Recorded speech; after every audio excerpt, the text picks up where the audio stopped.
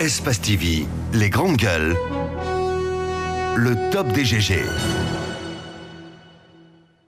Monsieur Namouri Kamara, nouveau directeur général de l'APIP, vous le voyez à l'écran, il a été récemment nommé. Monsieur Kamara, bonjour. Bonjour monsieur. Merci de répondre à notre invitation. Voilà, je veux commencer par dire que ça sent que Moussaïl n'était pas la bienvenue. On est dans ça depuis un certain moment. Alors, Doing Business, c'est un classement qui intervient toutes les années. Ça permet de mesurer l'état du climat d'affaires à l'intérieur des pays. Pour commencer, aidez-nous, ainsi que nos auditeurs et téléspectateurs, à comprendre ce que c'est que ce classement Doing Business de la Banque quels mondiale. sont les éléments justement qui participent à ce classement-là. Merci beaucoup. Je commencerai par vous remercier de m'avoir invité ici ce matin pour essayer de vous expliquer ce que Doing Business veut dire. C'est un classement qui est très important, qui est défini par la Banque mondiale et qui permet en fait de mesurer l'amélioration du climat des affaires dans tous les pays du monde. Donc c'est un classement mondial et vous avez des critères, vous avez 10 critères en fait qui sont définis par la Banque mondiale. Parmi ces critères, il y a 5 critères majeurs sur lesquels la Guinée s'est rivée et qui nous a permis d'obtenir des avancées. Pourquoi il y a un tel indicateur? Il n'y a pas que le seul indicateur dans le monde. En fait, c'est un indicateur qui est défini par la Banque mondiale. Il y a d'autres types d'indicateurs. Mais cela permet à un investisseur de savoir si l'environnement des affaires dans un pays donné a connu des améliorations. Donc, plus vous êtes bien classé, mieux c'est pour vous. Voilà pourquoi le président de la République, le professeur Alpha Condé et son gouvernement n'ont ménagé aucun effort pour essayer d'améliorer l'attractivité de la Guinée, en fait. Dans la pratique, comment on ressent cette amélioration? Alors, dans la pratique, tout d'abord, je vais vous dire ce qui s'est passé. C'est quoi le classement de la Guinée en 2018? Ça, c'est une au thème très du bonne rapport question. Vous avez 5 réformes, vous avez une multitude de réformes que la Guinée a entreprises. Entre autres, je vous cite les 5 majeures. Si vous prenez la création d'entreprises, par exemple, la Guinée a connu un bond significatif, c'est de 14 points. On est passé de 111 à 190. Donc, il y a eu des réformes incroyables qui ont été réalisées. Et on crée une entreprise en Guinée en combien de jours? Bon, en principe, c'est 72 heures. J'en viens. C'est pas le cas. C'est pas le cas. Attendez. C'est pourquoi je Il faut un mois. Non, il ne faut pas un mois. Je ne pense pas. C'est pas vrai. Moi, je suis dans les couloirs de la PIP. Non, attendez. Écoutez-moi, messieurs. Les grandes gueules. Ça prend parfois du temps, honnêtement. Non, attendez, messieurs, vous me Non, permettez? je vous oppose. C'est que je vis tous les jours. Oui, mais si vous me permettez. Allez-y. Ok. Il est vrai qu'en novembre et décembre, il y a eu beaucoup de dossiers que nous avons enregistrés au niveau de l'APIP parce que ça correspond à l'année fiscale. Okay? Donc il y a un cut down, comme on le dit. Effectivement, vous avez raison. Il y a eu beaucoup de retard durant cette période. Mais aujourd'hui, si vous allez, j'ai même un souci aujourd'hui, si vous allez au niveau du département de guichet unique, ça se passe tellement vite parce qu'il n'y a plus de stock de dossiers. Tout a été élagué. Donc pour revenir aux critères, la création d'entreprises, on a créé 8500 entreprises l'année dernière. Il est lieu de le mentionner que les Guinéens sont très entreprenants. Au-delà de tout, 8500 créations d'entreprises qui ont été faites. Il y a eu des réformes qui ont été entreprises au niveau de synergie. Il est aujourd'hui possible de créer votre entreprise en ligne. Si vous allez par exemple sur le site de la PIP, vous avez les statuts qui sont là sous seing privé et quand c'est des personnes morales, vous passez par les notaires. On a même une réforme qui a entamé qui consiste à relier les notaires au système synergie. Justement, il y a un gros souci entre la collaboration la PIP et les notaires, d'où vient d'ailleurs la remarque de Abakar, d'où le temps, le délai et le long délai. Mais est-ce que votre rôle... La responsabilité de notaire aussi est pointée. Justement, est-ce que votre rôle ne s'arrête qu'à créer des entreprises? C'est bien de dire le climat d'affaires. Non, le premier critère, vous m'avez pas terminé. Il y a 5 réformes. Si on peut le laisser aller allez-y. Au bout de ces 5 critères. Allez-y sur les 5. C'est la création, d'accord. Et pour revenir aux notaires, il y a eu une matinale que moi j'ai conduite récemment où j'ai appelé tous les notaires à la PIP qui sont venus avec le président des notaires. On a échangé et il n'y a pas de souci majeur entre nous. Pas du tout. Parce que c'est vrai, sur les délais, je dis, non, le délai, c'est pas nous. Je dis, il n'y a pas de souci majeur. Ce qu'on veut faire, c'est d'amener les notaires à se dématérialiser, à utiliser le système Synergie. Et ça, c'est très important. Mais ça prend du temps. Il n'y a pas que la Guinée. Il y a des choses que moi, je vois ici aujourd'hui. Et dans certains pays, j'ai beaucoup voyagé à travers le monde, y compris en Afrique. C'est vrai que tout n'est pas rose, mais sur le plan de la création des entreprises, comme je l'ai dit, on a eu un bond de 14 points. Donc, c'est rien. Mais ensuite, ça, c'est le premier critère. Le deuxième. La première réforme. La première réforme. Ouais. Il y a parmi tant d'autres. Aujourd'hui, par exemple, Monsieur Diallo, lorsque vous créez une entreprise, vous choisissez la dénomination sociale, Diallo Entreprise. Avant, qu'est-ce que les gens faisaient? Ils allaient chez le notaire ou ils venaient à la PIP pour vérifier physiquement si cette dénomination sociale ou ce nom n'a pas été pris par quelqu'un d'autre. Aujourd'hui, il est possible, sur le site de la PIP, de le vérifier. S'il a été déjà pris par quelqu'un d'autre, vous changez. Donc, c'est des réformes énormes. La troisième. Non, ça, c'est pas une réforme. Le deuxième critère, comme vous l'avez dit, réforme, c'est l'obtention du permis de conduire et de permis de construire. Et là, la Guinée a enregistré un bond de 27 points. Les délais, avant, pour obtenir un permis de construire, il fallait 90 jours. Et ce n'est rien. Je crois qu'il est bon, c'est vrai, dans votre rôle de journaliste, d'apporter des critiques. C'est fondamental. Moi, je crois que ça va c'est l'essence de la démocratie. Mais aussi, il est aussi bien de mettre l'accent sur ce qui est positif. De ce qui marche. De ce qui marche. Parce que on nous écoute. Les grandes gueules. C'est essentiel dans cela. Vous êtes même, en ce que je sache, l'un des promoteurs. Vous êtes l'un des promoteurs de l'agence. Vous faites un peu notre travail quelque part. Parce que qui dit l'agence de promotion des investissements, dit communication, dit médias. Bien, aujourd'hui, on obtient le permis de construire en combien de temps? En 28 jours. 28 jours. En 28 jours. Donc le délai a été ramené de 90 exactement. Ensuite de 28 90 à 28. De 3 mois à moins d'un mois, quoi. Voilà. Ce qui est énorme, ce qui nous a permis, parce que les classements, c'est pas nous, c'est Bien. très transparent, c'est pas nous qui le faisons. Bien, la suite. La suite, ensuite, il y a le coût de permis de construire qui ont baissé. Ensuite, il y a le commerce transfrontalier où on a connu des améliorations éventuelles et à l'occasion, je voulais saluer peut-être le directeur général de la douane qui est en train de dématérialiser le Sidonia. Peut-être que ces critères-là ne vont pas se faire sentir tout de suite, mais plus tard, la Guinée connaîtra un bond.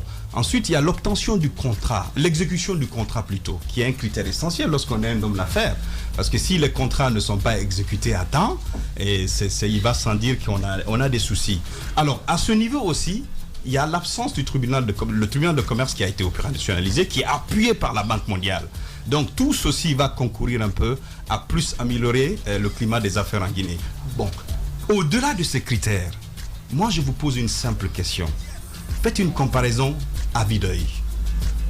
De 2010 à nos jours, sans critères, avant 2010, en toute honnêteté, le climat des affaires s'est-il amélioré en Guinée ou pas?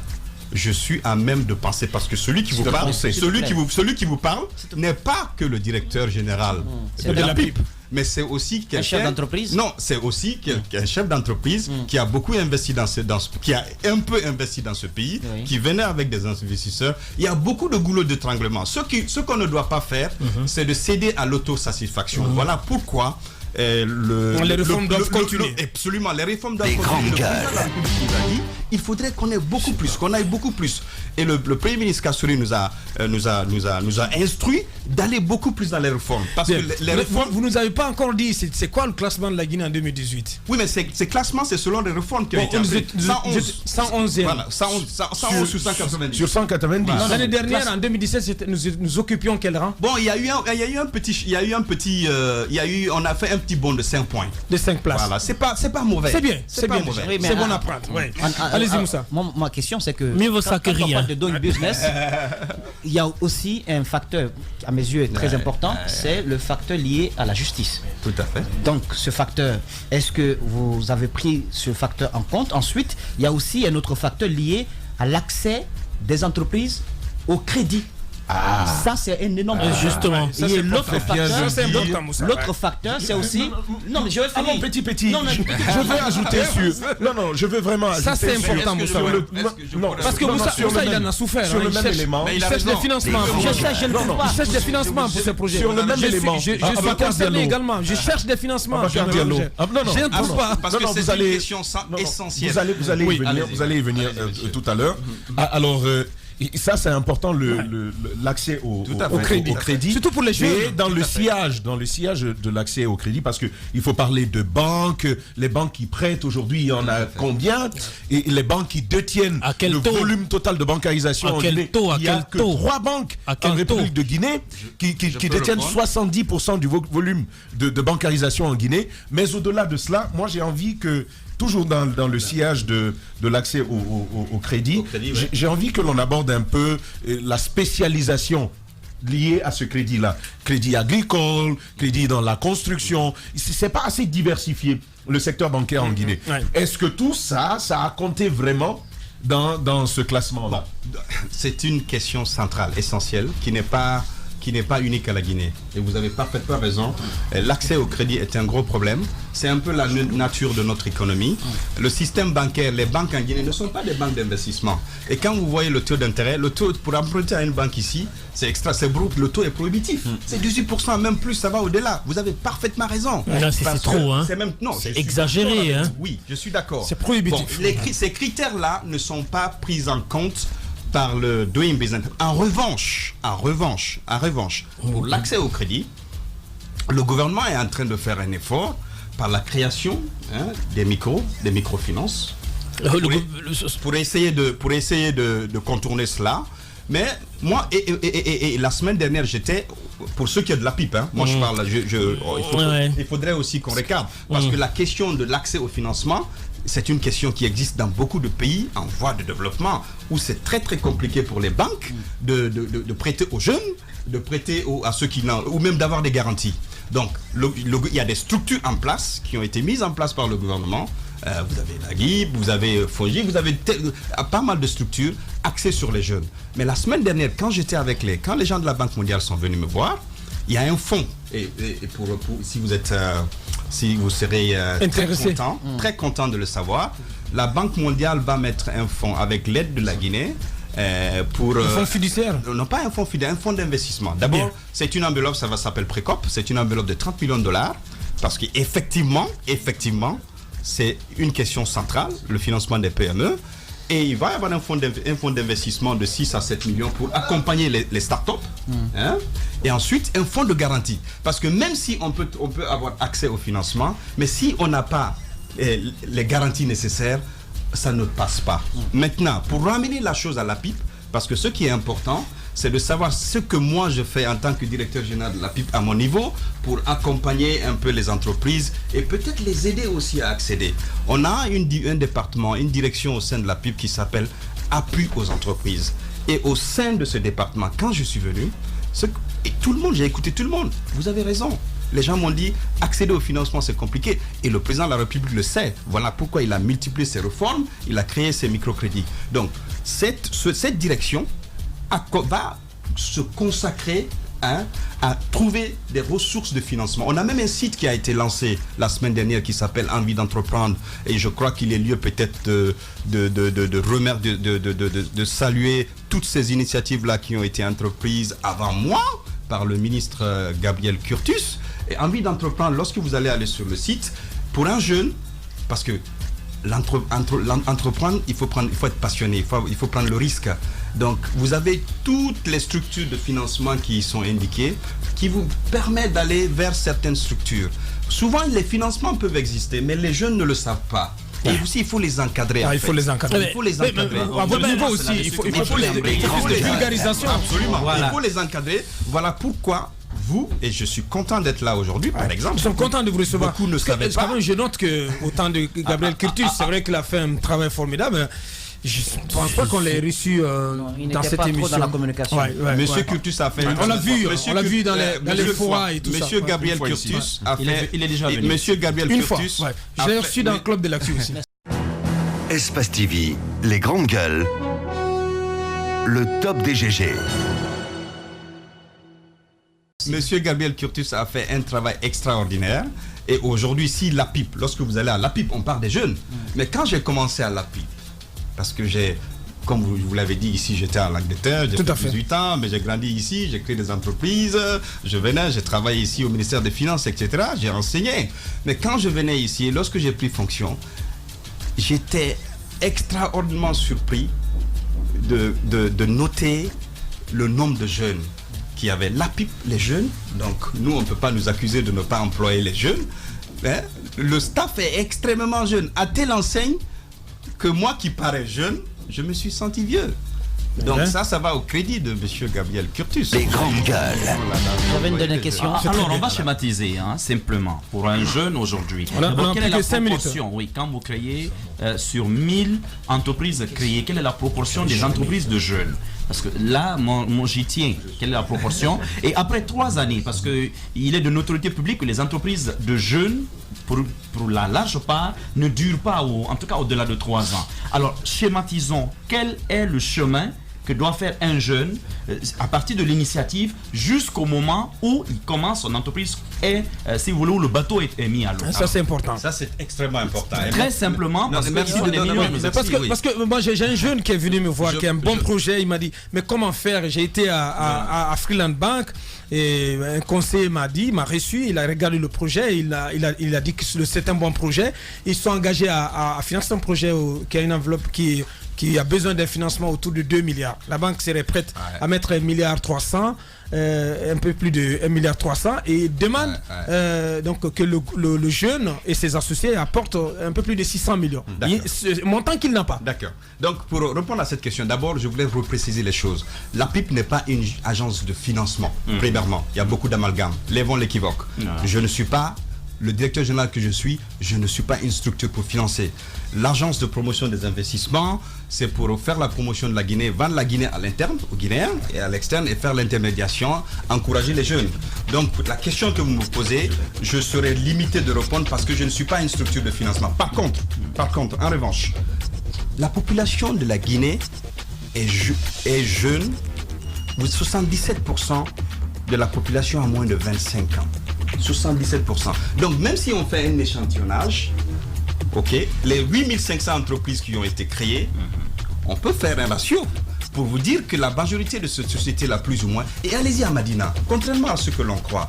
Mais les jeunes de Madina, ce sont des entrepreneurs. Et d'ailleurs, l'une des missions de l'APIP... Mais dans l'informel, pour la plupart. Oui, mais attention, ceux qui sont gros, qui sont dans le formel aujourd'hui, les références, ils ont été dans le formel. Voilà pourquoi nous ne les ignorons pas. L'APIP va aller, il va y avoir un centre qui va être créé à Matam, pour aller à Madina, il va y avoir de l'APIP mobile, où on va aller envers ces jeunes pour les formaliser, afin de les mettre, parce que si vous n'êtes pas formalisé, vous ne pouvez pas accéder aux structures de financement. Donc c'est un cercle assez vicieux. Alors vous n'êtes pas une structure de financement. Quelle voie vous indiquez aux jeunes? Vous êtes alors nous sommes là pour les incuber. D'abord il y a les structures de l'État, mais il ne faut pas trop compter sur l'État. Et je l'ai dit tantôt, on a envie d'entreprendre par exemple a été financé par l'OIF.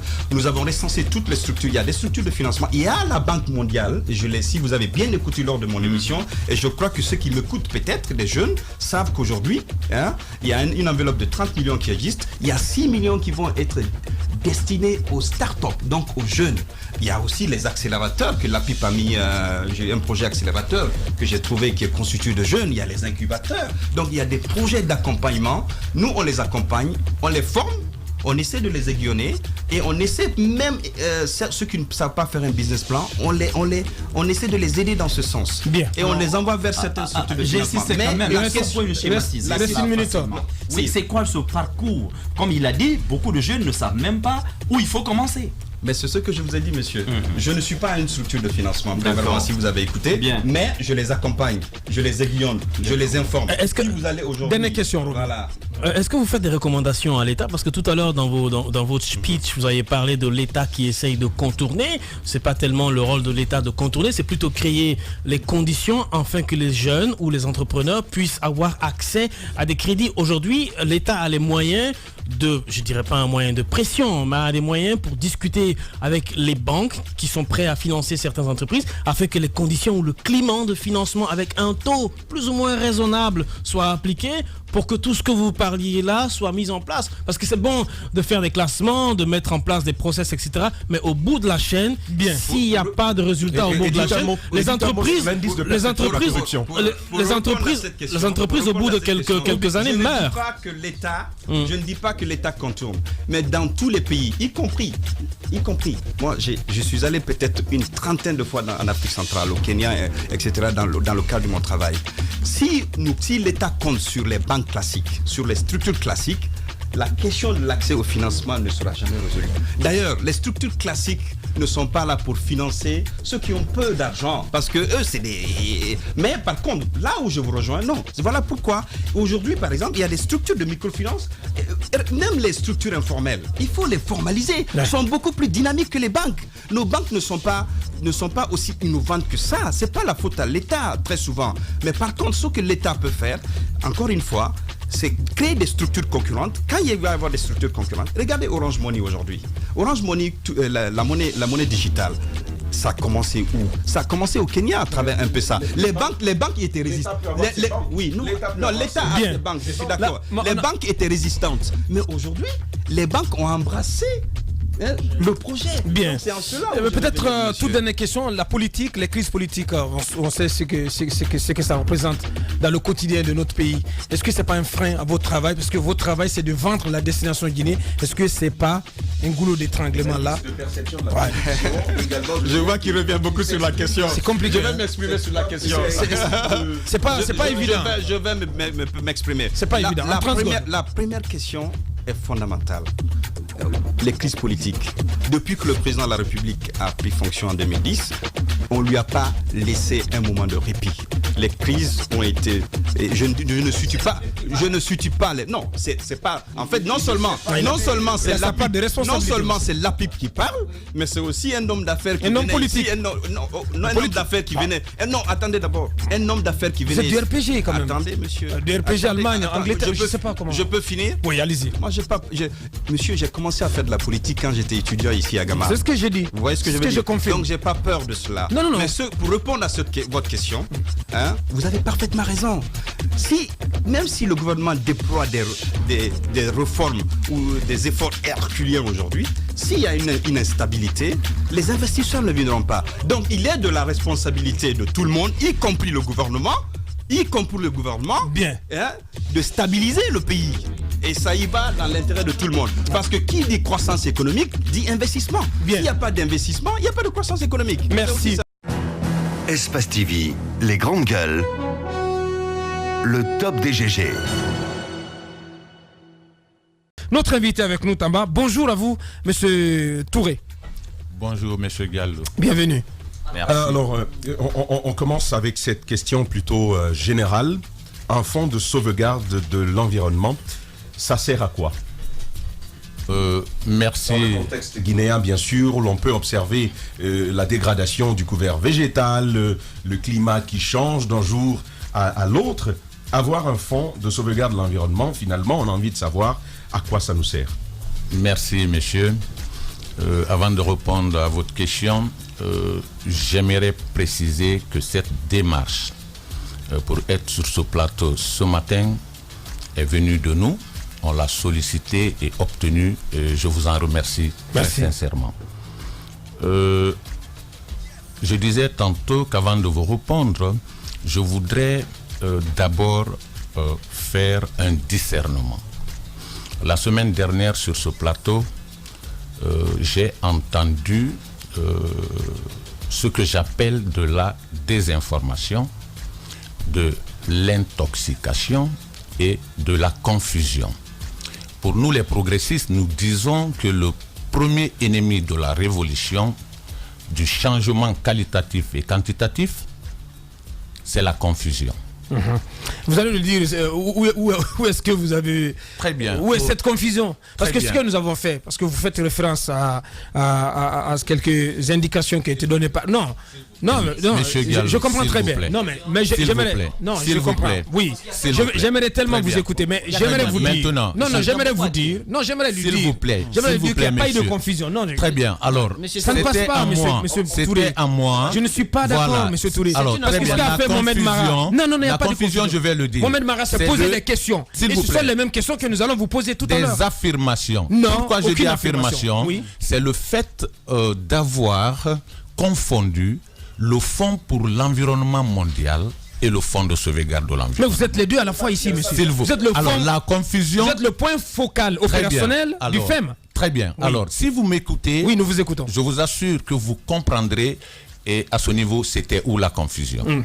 Le Fonds pour l'environnement mondial, ce qui a été dit ici encore, je vais le répéter, il a été dit que sur un cycle de 4 ans, le Fonds pour l'environnement mondial met à la disposition de la Guinée 40 millions de dollars et que ces ressources venaient au compte du Fonds de sauvegarde de l'environnement.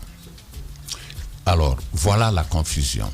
Le Fonds pour l'environnement mondial est un partenariat qui regroupe les 183 nations du monde en partenariat avec les organisations internationales et les organisations de la société civile et le secteur privé en vue de s'en prendre, de s'attaquer aux problèmes environnementaux mondiaux. À cet effet, le FEM accorde des subventions aux pays, mais ces ressources ne viennent pas directement au pays. C'est à travers des agences de mise en œuvre.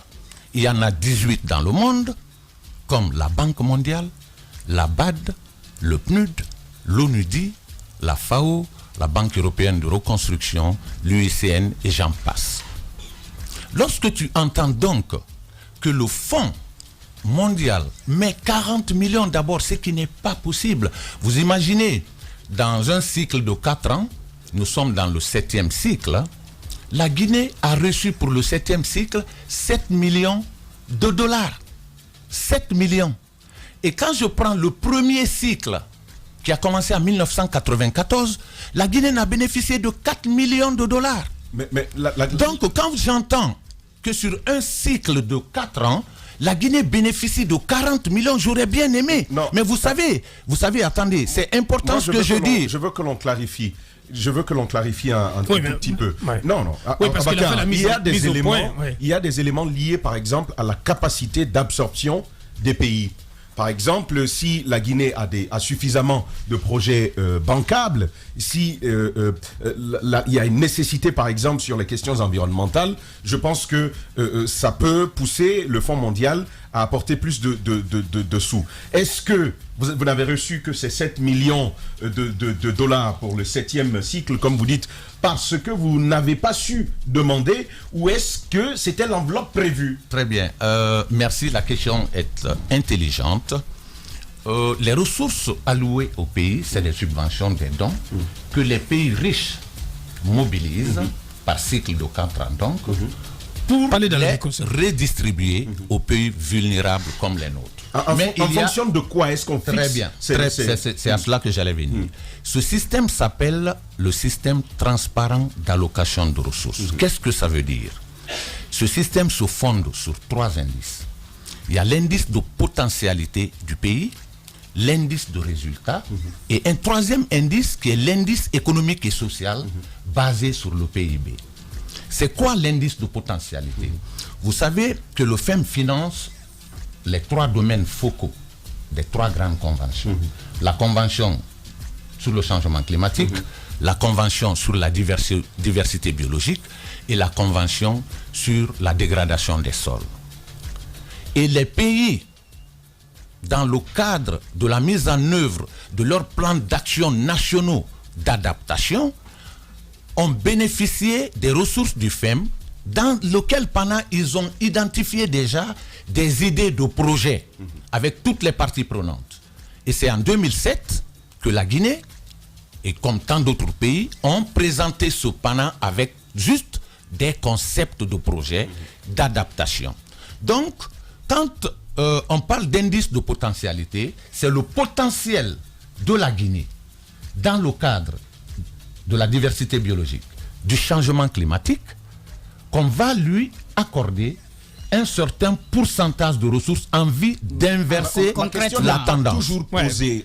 Abakar Diallo, si tu permets, ma question n'est pas toujours posée. Est-ce qu'il est répondu? Est-ce qu'il est possible en une année pour un pays comme la Guinée, vous connaissez la réalité climatique, environnementale de notre pays, est-ce qu'il est possible que des fonds puissent être alloués à concurrence de 10 millions par exemple par an? C'est la question que je repose sous une autre forme. Est-ce qu'il est possible si opportunité... Non. Le FEM ne fonctionne pas comme ça. D'abord, ces ressources se reconstituent sur une période de 4 ans. Et c'est des subventions qu'on accorde au pays. Mais la manière d'accorder ces subventions, c'est ce que j'étais en train d'expliquer. J'ai parlé d'abord d'un indice de potentialité, d'un indice de résultat, et d'un indice économique et social basé sur le PIB du pays. Alors il y a le FEM, mais il y a quand même le fonds que vous gérez, le fonds de sauvegarde de l'environnement. Bien sûr. Alors, la première question qui vous avait été posée, c'était bien sûr de le présenter, ce que c'est, mais également peut-être vous allez nous dire comment est-ce qu'il est financé. Très bien. À l'intérieur. Je crois que c'est à cela qu'on allait revenir. J'ai commencé par dire que je voudrais faire des éclaircissements. Je crois que vous l'avez fait suffisamment. Ce qui a été dit ici. Et il ne faudrait pas qu'on ait la mauvaise lecture des structures. Parce que quand on dit qu'un point focal... Vous ne gérez pas d'argent venant du FEM. Très bien. Écoutez, messieurs. D'abord, mon rôle de point focal, je le fais à titre gracieux comme tous les points focaux de par le monde. D'accord. C'est des fonctionnaires de l'État qui sont la porte d'entrée du FEM dans le pays en vue de s'assurer que les stratégies définies par le pays et que le document de projet que le pays va mobiliser dans un domaine focal donné correspondent réellement à la procédure même du FEM pour faire des endossements. Mais lorsqu'il est fait, ces ressources-là, bien que c'est des ressources revenant à la Guinée, ne sont pas mises à la disposition de la Guinée. C'est ce que je veux dire. C'est mis à la disposition des agences d'exécution dont j'ai énuméré. Premièrement. Deuxièmement, j'ai dit que ce serait bien que la Guinée reçoive 40 millions sur 4 ans. Le pays au monde qui reçoit le plus de ressources du FEM, c'est la Chine. Quand je prends le cycle 4 là, la Chine, elle seule, a eu 111 millions. Imaginez, je suis dans la circonscription des pays côtiers de l'Afrique de l'Ouest. On est 8 pays. La Guinée, le Ghana, le Togo, le Bénin, la Sierra Leone, le Libéria, le Nigeria et la Côte d'Ivoire. Les ressources réunies de ces 8 pays pour le cycle 7, c'est-à-dire 2018-2021, est de 75 millions. Vous imaginez donc, la Guinée, on n'a eu que 7 millions, nous. Le Grand Nigeria a eu 20 millions. Mais les autres pays, c'est 8 millions, 6 millions, 5 millions. Donc, dans le système transparent d'allocation. Le FEM ne finance pas de projets annuellement. Messieurs, annuellement. Écoutez, il faudrait qu'on comprenne d'abord le concept. Parce que si vous ne comprenez pas le concept, sur le FEM d'abord. Sur le FEM, c'est clair. C'est très bien, mais très bien. Maintenant, sur le fond de sauvegarde. Très bien. Maintenant, sur le fond de sauvegarde. Moi, je veux savoir. Moi, c'est pas le montant qui m'intéresse. C'est ce qu'on en fait qui m'intéresse. Parce que c'est quel que soit le montant donné, même s'il s'agit de 500 000 $, c'est ce qu'on en fait qui est important. D'abord, les sources de revenus. C'est-à-dire lorsque... Voilà, attendez. Très bien, messieurs, je m'excuse de vous interrompre. Oui. Si on est d'accord que ce qui a été dit d'abord ici, c'était de l'intox. Non. On passe au fonds de sauvegarde. On n'a pas besoin. On passe au fonds de sauvegarde. Parce que le FEM... Non, un instant. Je suis venu pour être interviewé. Maintenant, je crois que on s'est bien compris. On passe au fonds de sauvegarde. Le fonds de sauvegarde de l'environnement... Quelles sont vos ressources? Est un établissement public à caractère administratif doté de la personnalité morale et de l'autonomie de gestion. Il a été créé par le Code de l'environnement en 1987 en son article 88 pour financer des actions de protection et de valorisation de l'environnement. Donc c'est un compte d'affectation du Trésor où l'État se dessaisit de certaines de ses ressources, le met à la disposition d'un organisme public en vue de financer des actions d'intérêt général. Et vous imaginez que le code qui crée le fonds de sauvegarde est de 1987, alors que le ministère même de l'Environnement en République de Guinée a été créé en l'an 2004, c'est-à-dire près de 18 ans ou 19 ans après. Mais il a fallu le gouvernement de la Troisième République pour que les Guinéens comprennent qu'il existe en Guinée un fonds de sauvegarde. Je m'explique. Par le passé, lorsqu'un compte d'affectation comme ça est créé, dans le cadre d'un EPA, vous avez la loi qui fixe le statut d'un EPA et son mode de fonctionnement, c'est-à-dire une direction générale, une agence comptable, un conseil d'administration qui est l'organe délibérant. Mais lorsque l'État alloue des ressources, parce qu'on l'a dit tout à l'heure, que l'État se dessaisit de certaines de ses ressources, le met à la disposition d'un organisme public en vue de financer des actions d'intérêt général. Il fallait des textes d'application. Alors, le premier de ces textes, c'est un arrêté conjoint fixant la nomenclature des installations classées. Parce que le fonds de sauvegarde a deux types de ressources. Bien. Les taxes environnementales et les redevances environnementales. Bien. Les taxes environnementales sont fixées à partir d'une certaine liste nationale. Vous savez, les produits chimiques qui entrent en Guinée se font dans une réglementation. Tous les produits chimiques ne sont pas autorisés à l'importation. Donc, il y a une liste nationale qui les classifie en 4 catégories. Après, tu as un arrêté conjoint du ministre du Budget et du ministre de l'Environnement qui fixe le taux de la taxe en fonction des classes. Ça, c'est le cas de la taxe environnementale. Donc, elle est prélevée sur les importations de produits chimiques. Bien. La redevance environnementale, son fondement, c'est 2 textes. Donc, la nomenclature technique de classification des installations classées et l'arrêté conjoint qui fixe aussi le taux de la redevance en fonction de cette classification. Quand je prends en détail les taxes environnementales, oui, j'ai dit qu'il y a une liste nationale. Et quels sont sur les chiffres? On va aller sur les chiffres, monsieur. Avant qu'on ne parle de chiffres, il faut parler de volume. Bon. Vous savez, en Guinée, les plus gros importateurs de produits chimiques, c'est les cimentiers, à date, les miniers. Et puis, tu as des petites industries à la taille de la Guinée, je les appelle comme ça de manière globale, mais à la taille de la Guinée, c'est des grosses industries. Quand je prends Topaz, par exemple, qui est un bon contribuable, parce qu'il importe des produits chimiques, il paye la taxe correspondante au fonds de sauvegarde de l'environnement. Mais malheureusement, si vous prenez justement la nomenclature des importateurs de produits chimiques, parce que ces informations, vous pouvez les obtenir auprès du service Sidonia de la douane, c'est des personnes physiques comme vous et moi qui n'ont pas d'adresse. Ils se comptent par milliers en Guinée.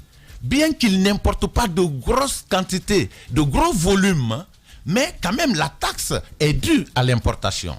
Malheureusement, 90% de ces importateurs déjà échappent au paiement de la taxe à l'environnement. Bien. J'ai dit... on va faire simple, monsieur Touré, parce qu'on malheureusement on n'a pas le temps. Sur une année, par exemple, à combien on peut estimer les fonds que vous collectez en termes de taxes et de redevances, et qu'est-ce que vous en faites? C'est la question la toute simple. C'est la question qui revient, mais il fallait d'abord planter un décor pour savoir quoi. Il y a d'abord la mobilisation. Ce que le fonds mobilise et ce qu'elle pouvait mobiliser, c'est diamétralement opposé. Je vous dis aujourd'hui que la plupart des sociétés minières, en tout cas depuis que je suis directeur du fonds... Depuis combien d'années? je rentre dans ma 8e année. Bien. Je sers en Guinée depuis que la 3e République a commencé. On a essayé de qualifier ce service, les partenaires au développement peuvent vous le dire. Mais je dis encore que 90% des sociétés minières ne payent pas et leurs taxes et leurs redevances. Depuis que je suis directeur, je n'ai perçu aucune taxe à la pollution. Donc il y a ce qui peut être mobilisé et ce qui est mobilisé. Ce qui devrait être mobilisé, c'est quoi? La totalité, d'abord, parce qu'aujourd'hui, vous entendez parler de la responsabilité sociétale des entreprises. Oui. Je ne peux pas comprendre qu'une société minière qui importe, par exemple, de la cyanure, vous savez ce que c'est que la cyanure en Guinée, et l'utilisation qu'on en fait et le déversement dans nos cours d'eau refuse de payer parce qu'une convention... Vous n'avez pas d'idée du montant global que le fonds devrait avoir? Si je fais une simulation aujourd'hui, avec des données que j'ai de la douane, le fonds de sauvegarde peut mobiliser jusqu'à plus de 100 milliards par an. Mais à date, je peux vous donner mon budget. Par exemple, de l'exercice 2019, c'est 17 milliards. Prévision budgétaire. Prévision, 17 milliards. Mais dans les 17 milliards, si on exécute ce budget déjà à plus de 55-60%, on est satisfait. Mais il ne faudrait pas qu'il y ait de la spéculation. Nos services sont ouverts. Les données, je suis venu déjà avec de la documentation. Il ne faudrait pas qu'on rentre dans des conjectures pour spéculer sur des choses qui n'existent pas. Vous êtes prêt pour la révolution? La révolution est exigence. Elle est globale, multiforme et multidimensionnelle. Prêt. Bien. Nous allons approfondir ce débat avec M. Amadou Sebori Touré. Malheureusement, nous sommes bousculés par le temps. On est obligé donc de nous arrêter là avec notre premier invité. Merci à vous, monsieur le directeur régional. Merci, monsieur. On revient, et c'est extrêmement intéressant. On revient sur ce débat plus tard dans cette émission ou pourquoi pas sur d'autres plateformes. Espace TV, les grandes gueules, le top des GG. Bien, notre invité avec nous, Mohamed Mara. Bonjour, Dr Ousmane. Bonjour. Bienvenue, Dr Ousmane au Kaba. Vous êtes le président donc du PADES. Vous étiez longtemps en tout cas quelques temps hors du pays. Peut-on déjà savoir, est-ce que c'était lié à l'agenda de votre parti politique? Oui et non. Le micro. L'objet, je ne sais pas de la politique, mais vous savez, dès qu'on commence le combat politique, on est poursuivi par la politique. Voilà. C'est ça la réalité. Alors, vous revenez à un moment où, excusez-moi du terme, mais on sent l'opposition guinéenne comme en débandade, comme pourchassée par ces policiers-là dont on parlait, parce que chacun aujourd'hui a pris son chemin, chacun a son propre discours. C'est devenu une sorte de cacophonie, alors que les enjeux aujourd'hui sont grands. C'est Caporal, c'est l'état de la démocratie de notre pays, c'est l'interdiction, si vous voulez, de certaines libertés publiques, Alors, face à tout cela, quel est votre regard sur, si vous voulez, la carte de l'opposition aujourd'hui en Guinée? Des observateurs disent que vous êtes tous capitulés. On a l'impression que le président de la République on a l'impression que le président de la République réussit à imposer le déguerpissement même au sein de cette opposition qui chacun et oui, ça vous fait rire, mais c'est le constat, chacun est éparpillé. Chacun est éparpillé, tout le monde a pris ses jambes à son cou. Il y a des déguerpis relogés, voilà, qui sont au sein du gouvernement. Effectivement. Il y a des déguerpis sans abri, voilà, et il y a des déguerpis en attendant. C'est-à-dire que bientôt ici ils seront déguerpis. Quelle image avez-vous de tout ça? Moi, je n'ai pas du tout la même image que vous. Je ne sais pas. Allez-y, contredisez-nous. La même chose. Dites-nous le contraire. Moi, j'ai plutôt l'impression que l'opposition est en train de prendre conscience et que l'opposition est en train de se regrouper. La preuve, c'est la convergence de l'opposition démocratique que nous avons mis en place il n'y a pas longtemps. Même hier, j'ai reçu une initiative, la visite de M. Kabele et de nouveaux partis. Donc moi, j'ai plutôt l'impression qu'il y a une prise de conscience générale, à savoir que le pays est en danger, pour faire entendre sa voix, mais une voix unifiée. Vous y croyez vraiment? Vous y croyez aujourd'hui quand on voit aujourd'hui, on a l'impression, d'ailleurs il se dit, puisqu'on va en parler maintenant de l'accord que vous venez de mettre en place avec d'autres partis de l'opposition, que l'une de vos caractéristiques communes, c'est que chacun de vous serait opposé à l'opposant principal qui est Ella Seloudalen Diallo. Et que vous avez, dans la plupart des cas, vous avez tous travaillé avec Alpha Condé. Non, alors je ne sais même pas d'où vient cette idée aussi absurde d'avoir une opposition qui se battrait contre l'opposition. C'est un non-sens. Vous savez, moi je suis universitaire, j'aime la rationalité. Je ne vois même pas pourquoi une opposition se battrait contre une autre opposition. Ça n'a aucun sens. Quand on voit les sorties, médiatiques, le docteur, quand on voit les sorties médiatiques, par rapport à sa question simple. Pas du tout. Disons, vous allez nous aider. On va peut-être. On veut comprendre. Alors, il y a peut-être deux choses. Docteur, vous allez nous aider. Est-ce que la convergence, la CODE à laquelle vous participez, va permettre de sortir du débat bipolarisé que nous avons aujourd'hui en République de Guinée? Est-ce que, entre autres, c'est un des objectifs que vous développez? Je suis d'accord avec vous. En fait, l'un des objectifs que nous avons avec cette CODE, c'est justement éviter la bipolarisation de la vie politique qui ressemble à une ethnicisation. Nous avons deux grands partis qui s'affrontent et qui fait que les Guinéens tombent dans cette espèce de gluante de fracture ethnique, qui stérilise le débat politique en réalité. Donc, c'est un premier objectif, c'est de sortir de ce tête-à-tête avec deux grands partis, reflètent deux grandes régions, qui fait que le débat politique devient très difficile. Il devient très difficile. Et alors, avec la CODE, nous avons, si vous remarquez, des leaders de toutes les régions de la Guinée. Ça, c'est un objectif important. Un deuxième objectif, c'était de se donner la main pour éviter la fraude électorale dans ce pays. Tout le monde sait ce qui se passe à chaque élection. Nous assistons à la crise post-électorale qui est liée uniquement à la fraude. Donc il faut se battre contre ça. Mais le troisième objectif, c'est se donner la main pour faire avancer la démocratie. Qu'on le dise ou pas, chacun d'entre nous sent aujourd'hui que le pays là est en péril. Donc il faut se donner la main. Voilà les objectifs. Alors, je m'empresse de dire ce que la CODE n'est pas. La CODE n'est pas quoi? Voilà. La CODE n'est pas un parti politique. Donc, il ne s'agit pas de fusion entre différents partis politiques. Chaque parti politique garde son agenda, garde sa personnalité.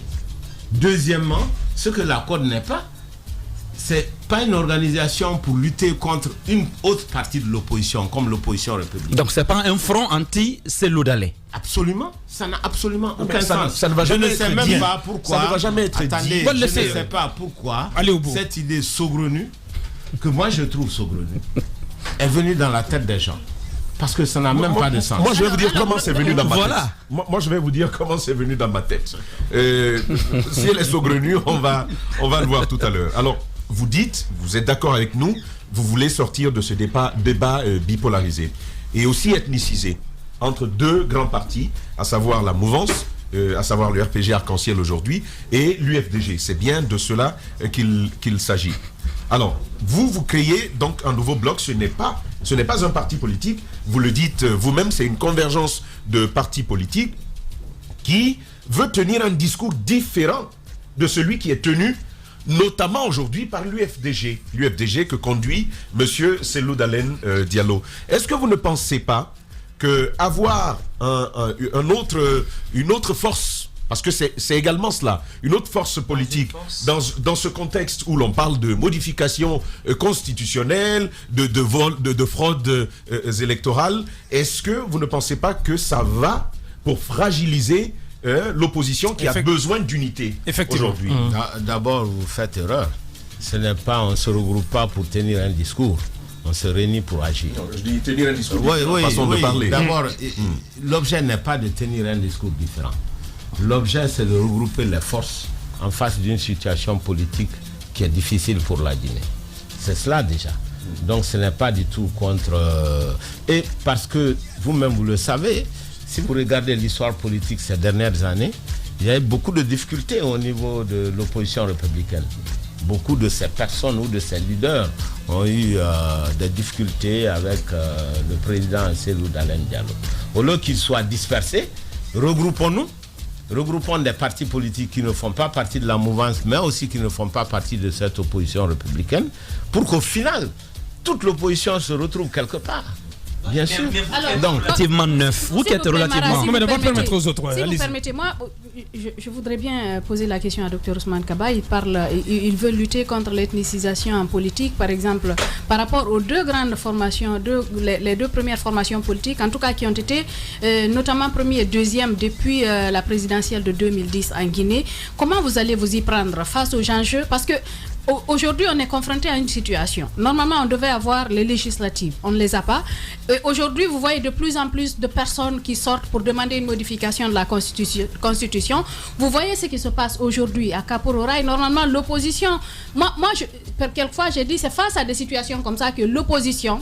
Si elle veut vraiment organiser des manifestations, c'est par rapport à des situations humanitaires de ce genre. Ouais. Alors, comment vous allez vous y prendre justement pour vous hisser plus haut que ces deux premières formations qui sont quand même les premières pour essayer de changer la donne, pour qu'on puisse non seulement avoir les législatives, mais aussi pour que la présidentielle se tienne à date en 2020 à un projet de nouvelle constitution. Non, là où je suis d'accord avec elle, c'est qu'on est en train de nous transporter dans une discussion qui n'a pas lieu d'être. C'est la discussion sur le 3e mandat, alors que l'agenda devrait être les élections législatives aujourd'hui. Parce que nous avons une assemblée qui est périmée et il faut faire des élections législatives. C'est vraiment ces premières élections sur lesquelles on devrait actuellement se préoccuper.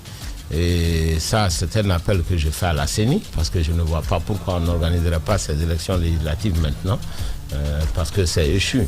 Et ça me rappelle le fait que nous avons fait, nous, une déclaration au PADES pour dire que nous ne participons plus à cette élection sur la base d'un décret. Et d'ailleurs, c'était même avant le décret. C'est très important, parce que si nous acceptons notre propre glissement, ça nous complique la vie en 2020 pour le glissement du mandat présidentiel. Donc c'est déjà un problème que nous pouvons régler, à condition que toute l'opposition comprenne bien la démarche et que les députés soient prêts à faire le même sacrifice que nous, renoncer à nos avantages pour une fois, pour l'intérêt supérieur du peuple de Guinée. Ça, c'est important. Oui. Oui. Allez-y. Non, mais il n'a pas répondu à la question. Il n'a pas fini, oui. Vous l'avez interrompu. Comment vous y prendre pour faire face à tous ces enjeux-là, alors que vous êtes... vos forces sont éparpillées, vous êtes fragile, docteur. Vous êtes fragile. Déjà, l'opposition républicaine aujourd'hui, mais elle n'est que l'ombre d'elle-même. Quand vous voyez l'entourage de Cellou, vous venez, vous créez cette nouvelle entité, mais elle n'est pas aussi consistante qu'on puisse l'imaginer. Mais qu'est-ce que ça coûte que de vous réunir? N'est même pas encore né. Oui, non, mais qu'est-ce que ça coûte, docteur? Vous aurez mieux peut-être fait que de travailler à unifier tous ces blocs-là et à faire à agir de façon... D'abord, moi, je dis ceci. On se réunit à l'occasion de quelque chose. D'accord? Mais face aux enjeux de l'heure. Attendez, il faut pas rentrer dans les querelles de chapelle ou les querelles de personnes. Quand on veut réunir des gens, il faut les réunir autour d'un objectif précis. Aujourd'hui, nous avons un objectif qui est de sauver la démocratie guinéenne. Cet objectif a plusieurs composantes. Une première composante, ce sont les élections législatives. Une seconde composante, c'est d'éviter à notre pays le dérapage constitutionnel.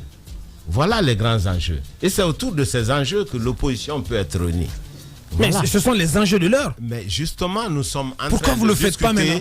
Nous sommes en train de discuter. Hier, j'ai applaudi une initiative du ministre Kabele qui va dans ce sens. Donc, on est en train de faire l'effort et bientôt, les gens seront réunis autour de ces enjeux. Bien. Mais ne faisons pas des réunions autour des personnes parce que ça ne marche pas.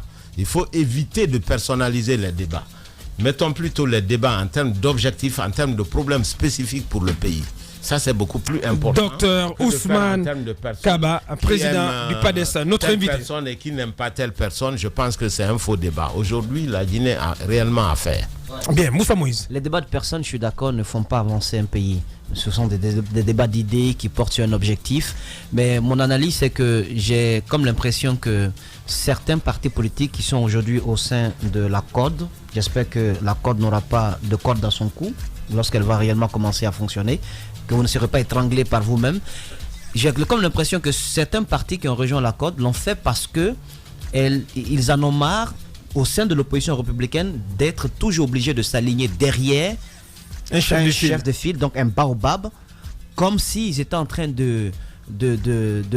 d'agir pour faire de lui, pour faire donc d'Elhadji Cellou Dalein Diallo le futur président de la Guinée. Donc je sens que c'est cette dissension, la dissension elle est née de là, et que les petits problèmes ont commencé au sein de cette opposition républicaine. Maintenant, moi ma question c'est, est-ce que la CODE va véritablement mettre en place une stratégie?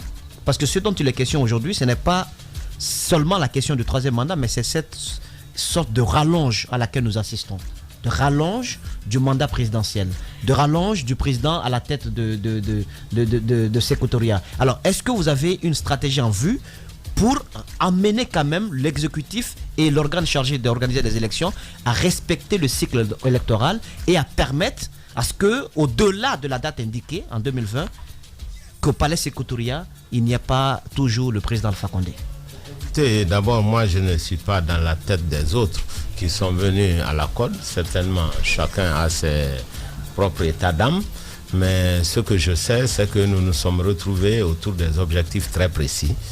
Nous ne sommes pas retrouvés autour des sentiments des uns et des autres par rapport à un tel ou à un tel.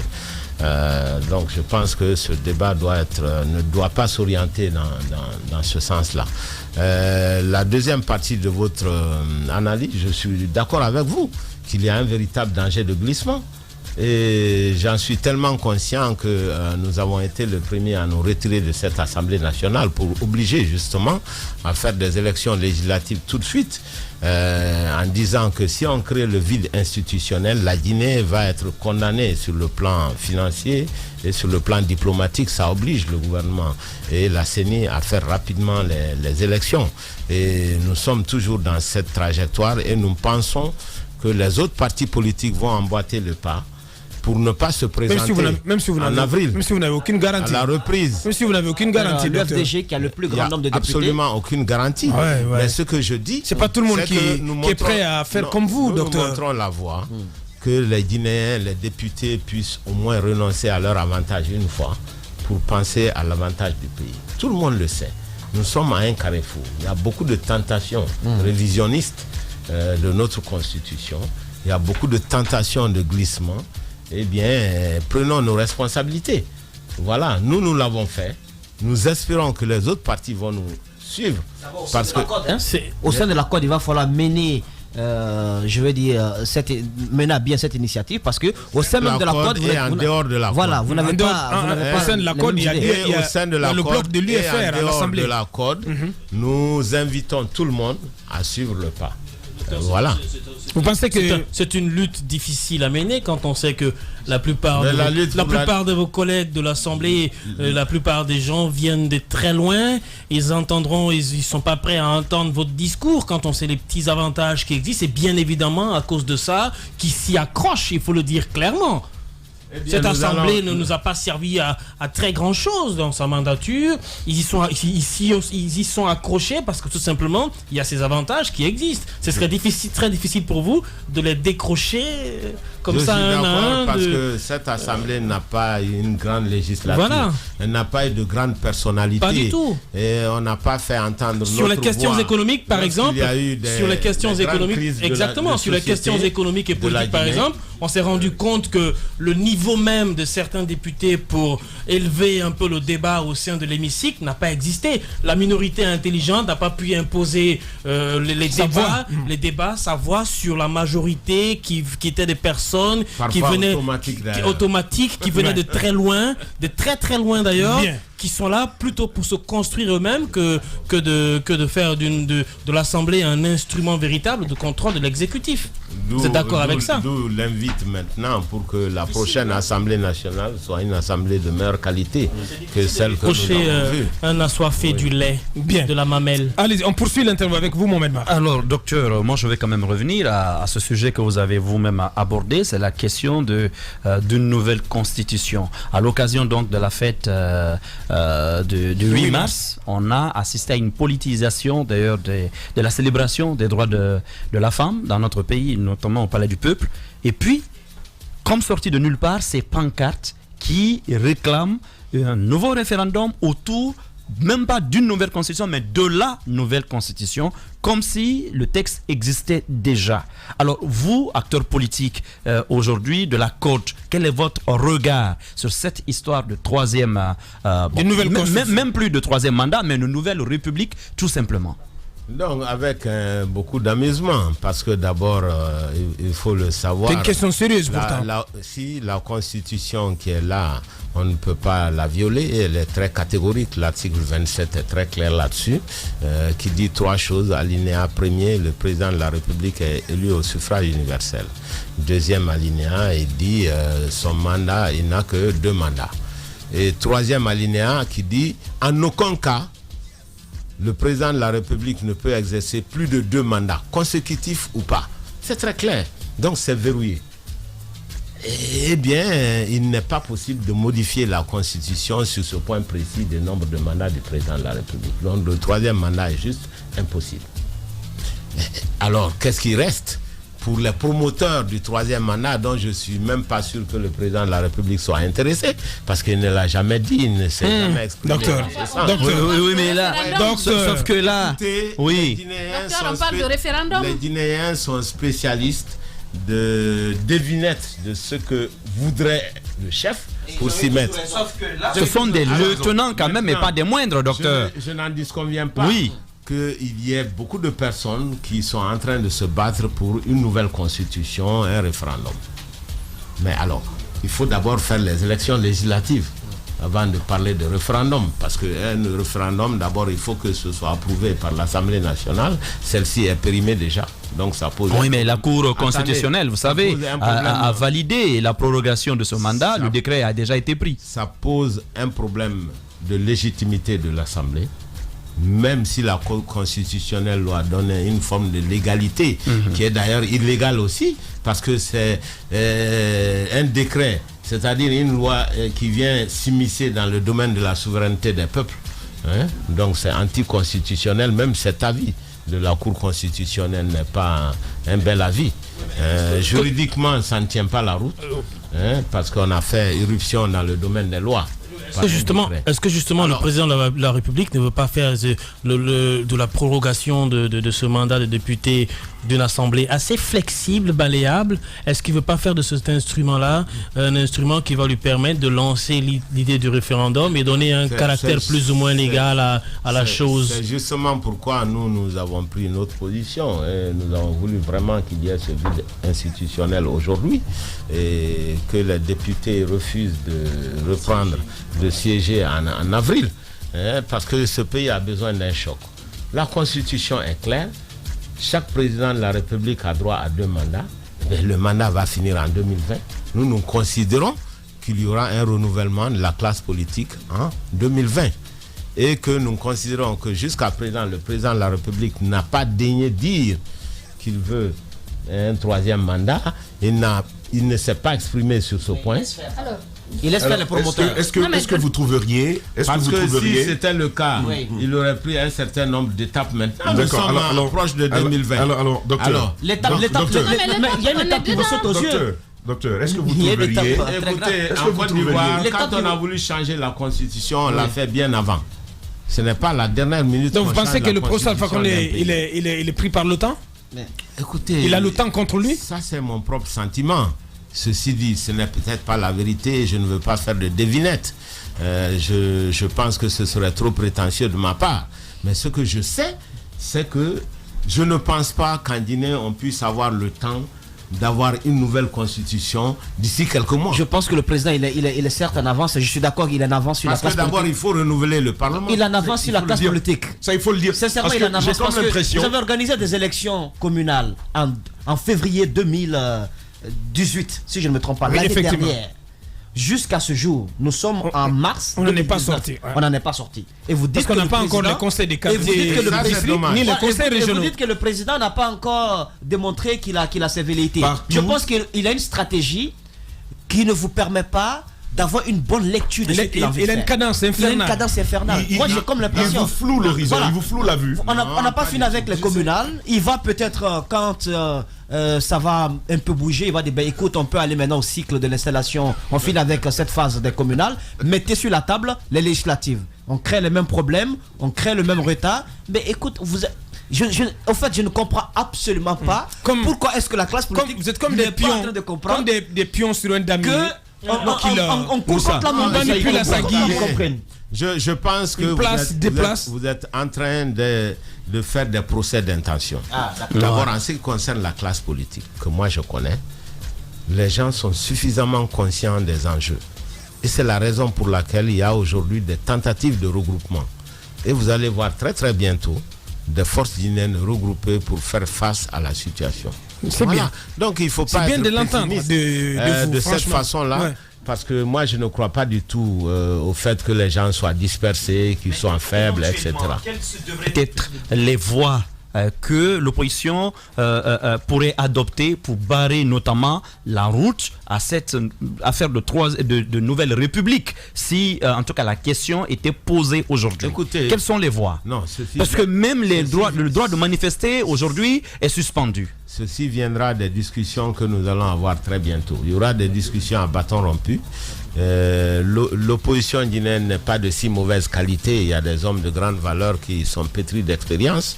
Je pense qu'on va se retrouver et sortir une stratégie qui soit à la dimension des problèmes que la Guinée rencontre. Bien, allez-y Madame Yoro. Je voudrais vous faire réagir à la situation de Kapororaï. Je ne sais pas si vous y êtes rendu, mais certainement vous suivez de près cette actualité. Est-ce que vous pensez que le gouvernement s'y est pris de la meilleure des méthodes pour procéder à ce déguerpissement? Écoutez, ma réponse est très simple, non. D'abord, à Kapororaï, moi j'ai été atterré par la dimension humaine de ce qui s'est passé. Je suis un enseignant.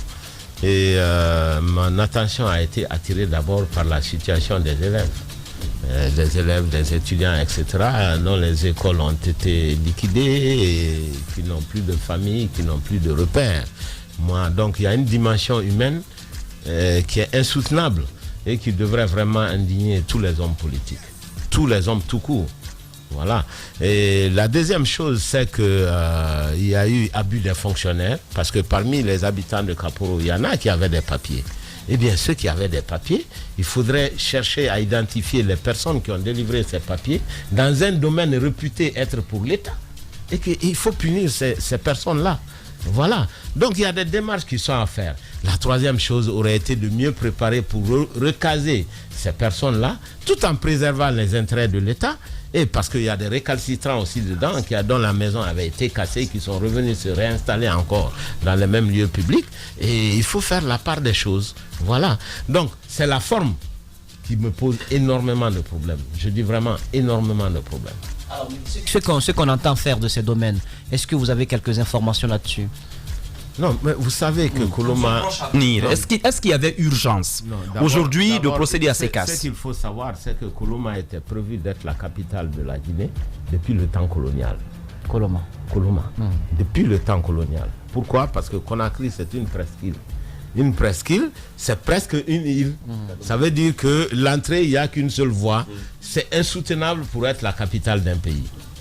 Dès que Conakry se développe, il va falloir déplacer le centre administratif. Et c'est Koloma qui avait été prévu pour ça. C'est la raison pour laquelle le général Conté, depuis l'époque, avait essayé de casser ces zones qui sont réservées depuis, je dis, le temps colonial. Est-ce que c'était opportun? Maintenant, ce que l'État ne fait pas, c'est qu'il ne s'agit pas seulement de casser. Il faut occuper le terrain. Il y a un projet de bâtir une nouvelle capitale, de bâtir des nouvelles administrations. C'est un projet que moi-même j'ai porté, que j'ai vu, un vieux projet des Cubains, etc. Il faut mettre au jour, il faut que l'État agisse. Ne pas laisser comme ça le vide dans une ville où il n'y a pas de règles d'habitation. Et chaque fois, ce serait un éternel recommencement. La politique de l'habitat. Docteur Ousmane Kaba, notre invité. Peut-être un mot sur quand même Diawara PTS. Vous avez tous été congédiés au même moment. Aujourd'hui, il a annoncé dans des médias qu'il s'est réconcilié avec le président grâce aux sages, grâce au doyen de Sigri. comment vous avez accueilli cette réconciliation? Finalement, c'est vous qui êtes le seul à être pariarisé, excusez-moi du terme. Écoutez, d'abord, je suis content chaque fois qu'il y a la paix, il y a la réconciliation. En ce qui me concerne, je n'ai pas de problème personnel avec mon grand frère, le professeur Alpha Condé, président de la République de Guinée. Ce que je sais, c'est que nous ne travaillons pas ensemble. Ça ne veut pas dire que nous avons des problèmes personnels. Et on m'a dit, en ce qui concerne la CODE, le PTS de M. Diawara n'y a jamais fait partie, parce que j'ai vu qu'il en est sorti. J'ai dit, mais on sort de quelque chose dans laquelle on a appartenu, ce qui n'a vraiment pas de sens, puisqu'il n'est jamais venu déjà. Voilà. Vous, on n'arrive pas à vous réconcilier avec le président Alpha Condé comme Mamadou Diawara l'a fait? Est-ce que, parce que quand même je sais que le monsieur Yahou Guinée, financièrement c'était pas comme ça, financièrement chez lui, non, financièrement c'était pas comme ça chez lui. Non, réconcilier c'est quoi? C'est venu dans le navire, c'est venu dans le navire présidentiel. Aujourd'hui il est dans cette constellation, le PTS est dans cette constellation présidentielle. Vous, pourquoi ça chope? Parce que c'est pas les tentatives qui manquent. Pourquoi on n'arrive pas à vous ramener dans le bateau? On n'arrive jamais à vous rabiboucher depuis que vous êtes parti. Moi, je vous renvoie la question pour y faire quoi? Espace TV, les grandes gueules, le top des GG. Merci également à l'équipe de cadrage, Awal et toute son équipe. Merci aussi à Madousso, Mamoudou Kondé, le colosse, notre ingénieur de son Nalaï Sidibé. Le plaisir a été pour nous de vous servir. On se reprend lundi. Portez-vous bien, au revoir.